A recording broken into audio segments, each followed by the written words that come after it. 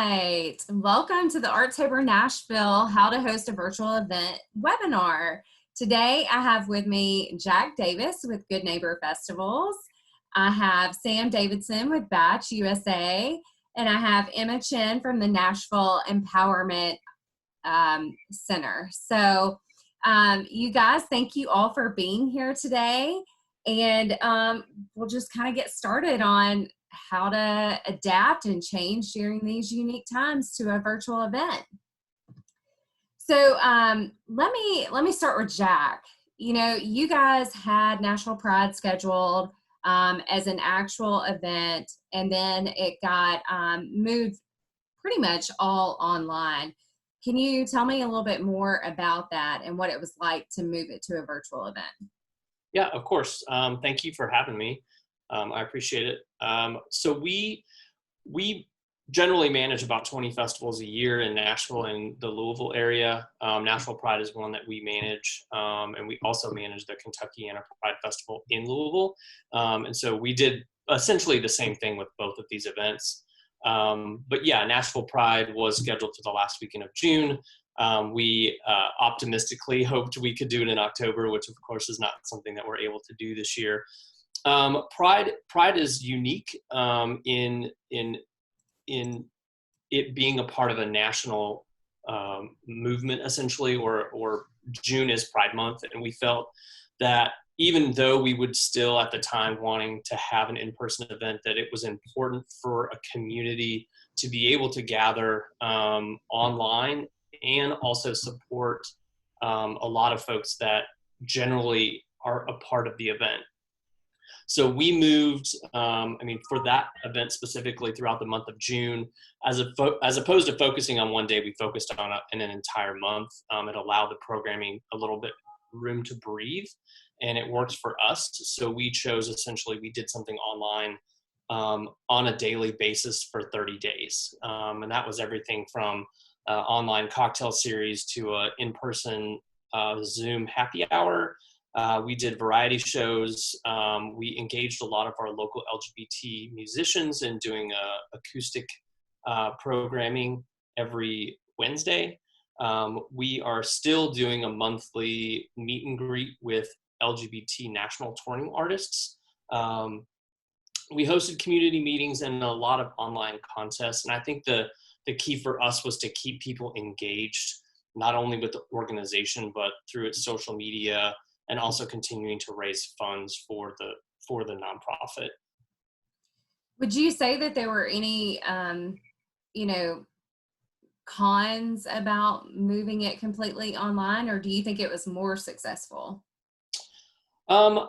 We didn't have a ton of expectations. I mean, we are a full service festival management company, and we want people to be in person and gathering and enjoying themselves. So this was something that we had not ever done before, and it was our first kind of movement into an online version. So we didn't have a ton of expectations. The feedback from the community was generally very positive, but our most success came from events that had a virtual component, but something that you could also do along with it.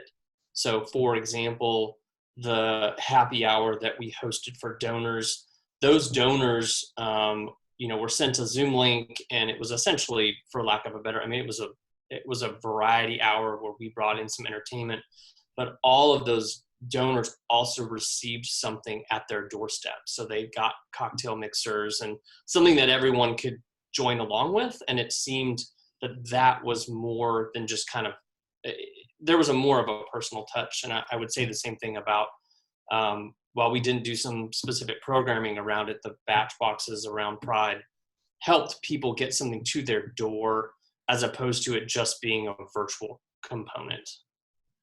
Yeah, so tell me a little bit about the batch boxes, and maybe Sam, you can elaborate too on, I think there were numerous ones that you guys had listed on your website. Yeah, that was a partnership that really developed both with Good Neighbor Festivals as well as the Nashville scene. And so because there couldn't be an in-person event as expected during that time frame, we all kind of put our heads together and said, what can we do to still get the level of awareness and maybe a little bit of the level of engagement that the festival might have generated beforehand. We also worked with the LGBT Chamber of Commerce here in Nashville to promote it as well. And that's one of the first things that I would say is that the more people you can get at the table focused on the same direction, then that increases not just your reach, but I think also the engagement level.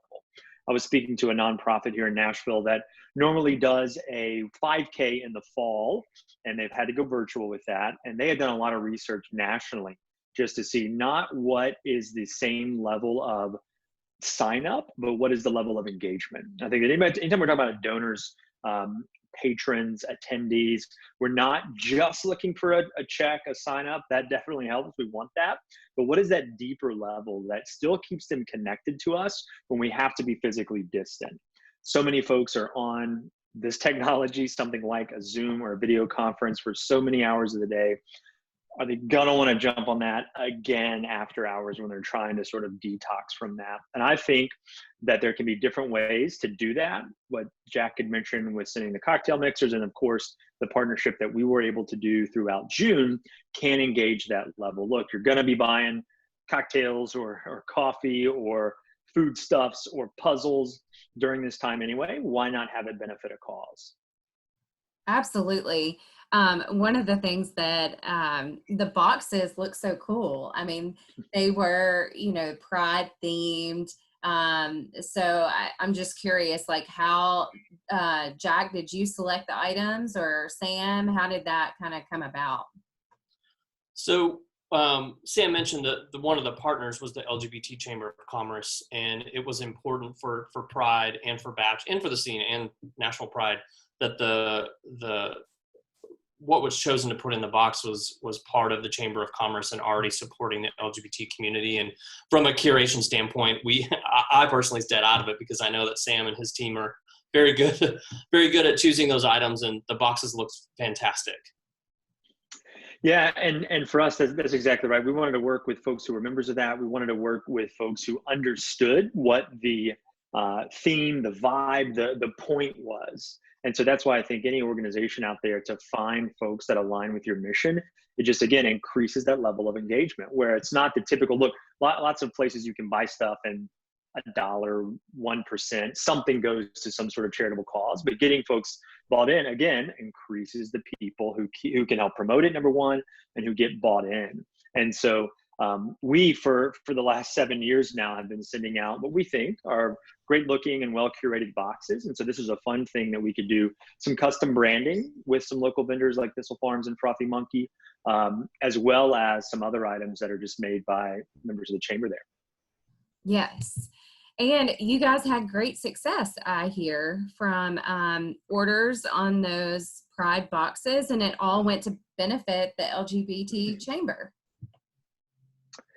It did, yeah. It went to benefit those causes for that month, and that was something that we had rolled out. We felt really strongly about this, especially with the scene behind it. In addition to Pride Festival and the chamber as well, we worked with the Nashville scene back actually late March and all of April and May on some COVID relief boxes with the local COVID relief fund that the United Way was overseeing. And so we had some success there. We kept sort of riding that wave throughout the month of June. Focused on Pride. And so that was really, each thing sort of built on each other, I guess. And we leveraged that success to do it better and bigger each time. Yeah. Well, I'm excited to kind of see what you guys have planned next, working with other nonprofits. But let me move over to Emma for a second, because NICE has done a great job at creating some virtual events. So Emma, can you share with us an example of some of the online events that you guys have been doing and how you kind of came up with that idea? Yeah, sure. So NICE is a smaller nonprofit that serves immigrants and refugees in Nashville. And we had a goal for 2020 to start doing some smaller fundraisers, really just to build our network of individual donors and support within the community. And then the pandemic happened and we were like, okay, how are we still going to reach this goal? And we came up with the idea of doing virtual cooking classes as a fundraiser. And I will say that Sam and Jack are definitely right about how having a physical aspect to a virtual event is really the way to go. So we decided to do cooking classes because one of our staff is a great cook, so we could utilize him. Like, we're small, so we have to kind of use what we got.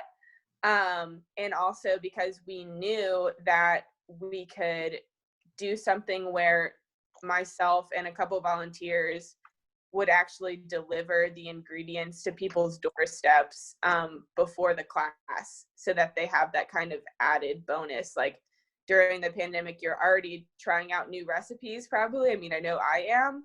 And if you can do it in a group and you can have these ingredients delivered to you that are probably not what you would find necessarily at Kroger. Like, we went to immigrant-owned grocery stores to get the supplies. So I think that really drew people in.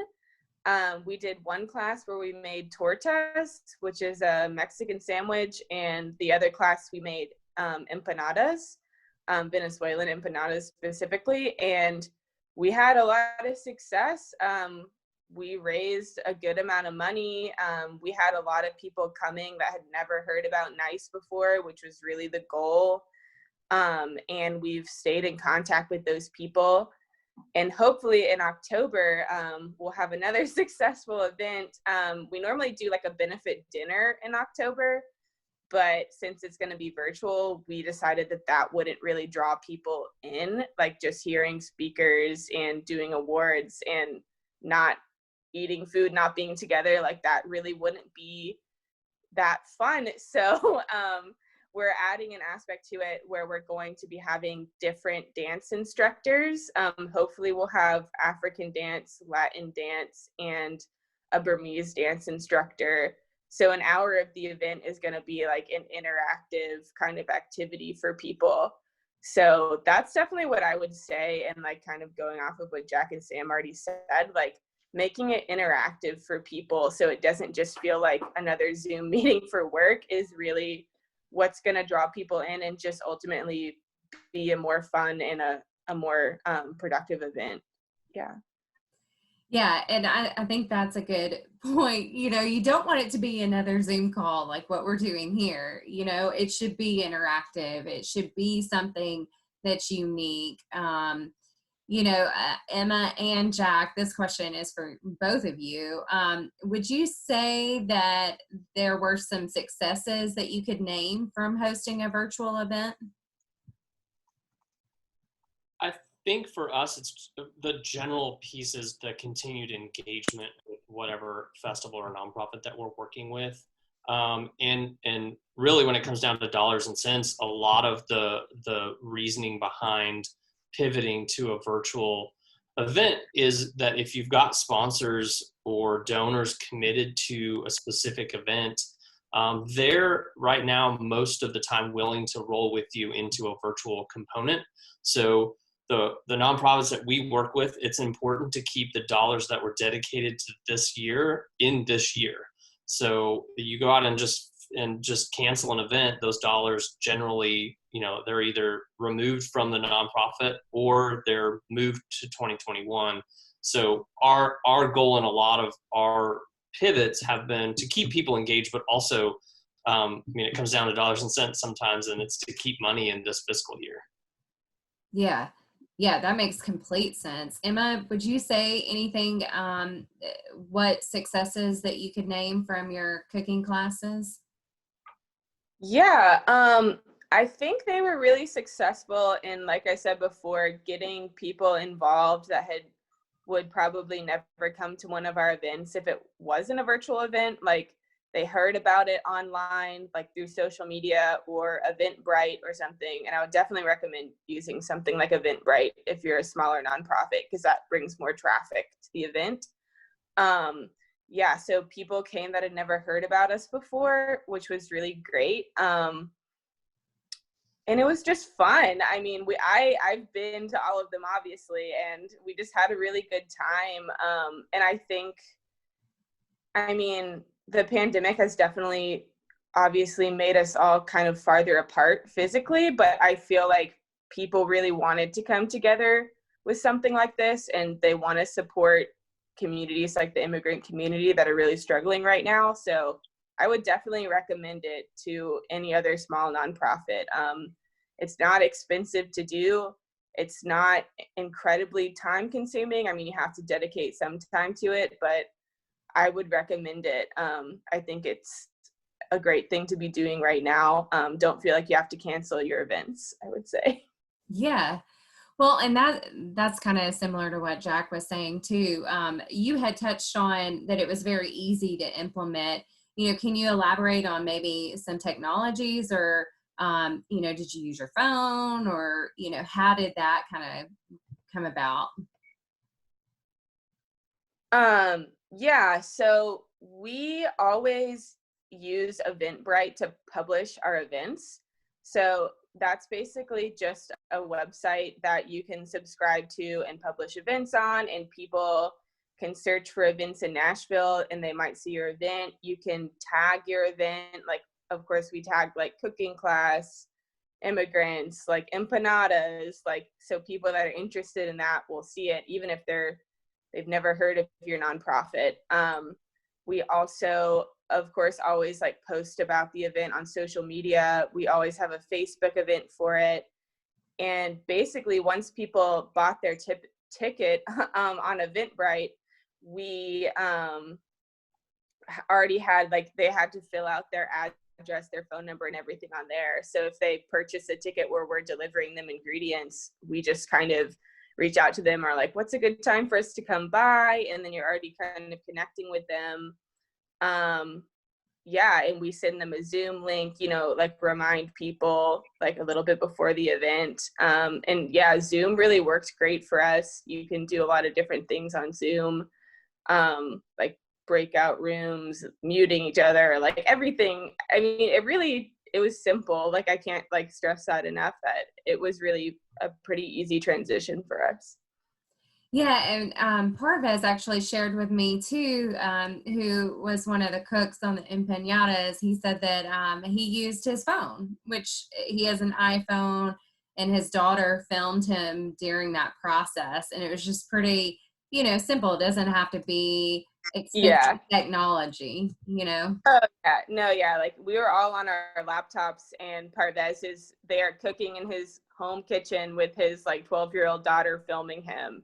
And it really, I think, really shows people that we are a community organization. First of all, like, it brings people closer to the organization to see our staff in that way, and just kind of hang out with us, talk with us. Like, Parvez, the whole time he was cooking, was sharing with everyone about his experience as an immigrant, his experience growing up in Venezuela and eating this food. Like, I would definitely say do something that can showcase those parts of your organization and really personal for people.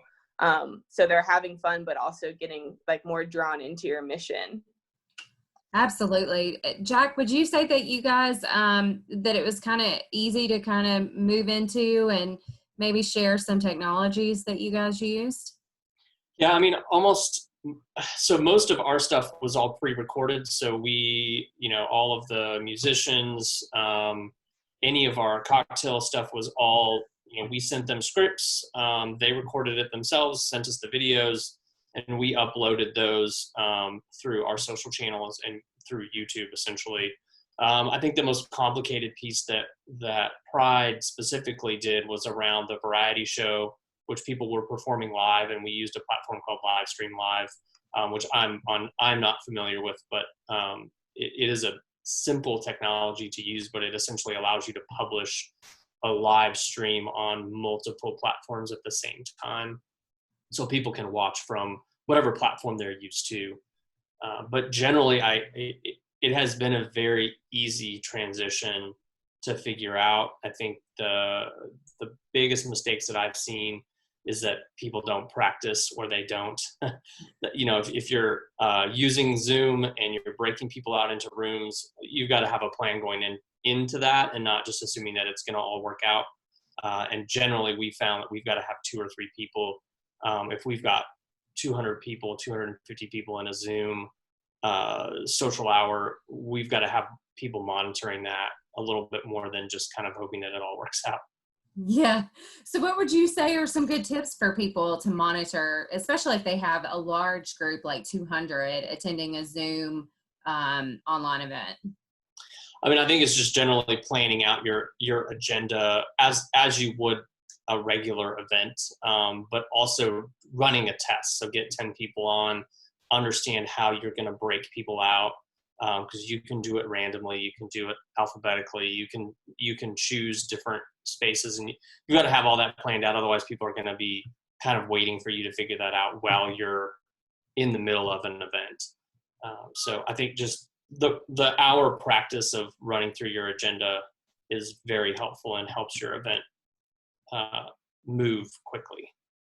Yeah, and Emma, I know you guys practice too, kind of running through everything. And so I know that practicing is helpful. That's one of the things, like with Zoom, that we're excited about using with Artober Nashville, is that we can actually go live on YouTube or Facebook as well, which, some people may or may not know that Zoom can do that feature too. But also we're using a system called eCam Live, which is pretty cool. It's something that the Community Foundation used during the big payback, and we were able to kind of film in advance and kind of run it like a TV show, which was kind of cool too. So I'm super excited because Artober is going to kind of run through that same system, and we're going to have Artober TV segments. So I'm excited to kind of play with that technology and kind of dive into it. Well, last I want to touch on SAM one more time, because they have a great new partnership that they are doing for nonprofits and organizations to kind of get a batch gift set put together to raise money for your nonprofit. Yeah, thank you. And thanks for letting me be a part of this conversation. But similar to what we have done that you've heard about during this call that we did back both for the COVID-19 Relief Fund with Benefit United Way, with help from the scene, as well as the Pride Festival. We're offering now that for any nonprofit here in Middle Tennessee that wants to partner together on an engagement piece, that we would put our heads together and think, hey, based on the event, what's the most relevant type of products or delivery mechanism to really increase that engagement, like you heard about today from Emma and Jack. But what is that thing that we can send to them for them to enjoy pre, during, or after the event? In some cases, it's a way to increase some fundraising dollars. So say your average donation in the past was $50 a person for a particular event. Can adding some sort of tangible experience increase that monetary value because you're giving them a higher perceived value? Or if not, would it increase engagement? And so folks tuning in or being a part of that. And we worked with folks just like you would normally during a physical event pre-COVID, where you think about things pre-event, how do you promote it, how do you get signups, the actual event, night of, and things that Jack was pointing out, like sound checks. You wouldn't have a songwriter's night in person without a sound check. Why would you have a Zoom event without some kind of technical rehearsal as well? Or post-event. So Emma talked about they had a lot of folks show up for the first time or hear about her organization for the first time. And so now they're working on how do they re-engage those folks. So we can work with you during any stage of that you want to increase that involvement, that donation amount. Everything's fully customized. That's always been our case. We source also exclusively from small businesses, which a lot of those are hurting right now, in addition to our local nonprofits. So this is a way that you can play on that angle, and donors can show up for that mission as well, in addition to the things that you're working on. So again, just give us a call. We've got a form online that you can fill out to start that conversation. We'll be happy to talk through what your goals are and how we can help you achieve those. Wonderful. Well, guys, thank you all for being on this call today. I really, really appreciate it. And I know that our Artober Nashville participants will benefit from learning from you all on how to host a virtual event, and, you guys sharing a little bit more about what you guys do. So I want to thank you, Jack. I want to thank you, Sam. I want to thank you, Emma, for being here today. And it was wonderful to see all of you on Zoom, and I hope you guys will join us during Artober Nashville. Thank you for having us, or me. Thank you. Thank you. Thanks.